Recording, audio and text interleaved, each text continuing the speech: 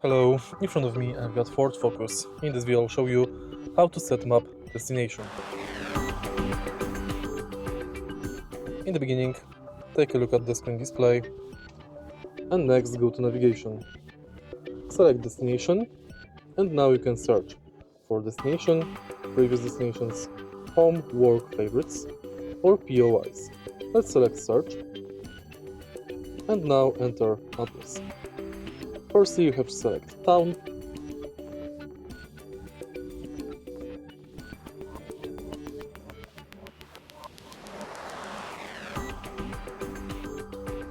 and next tap street.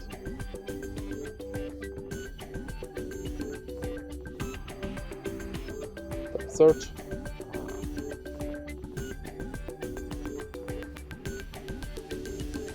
and tap start.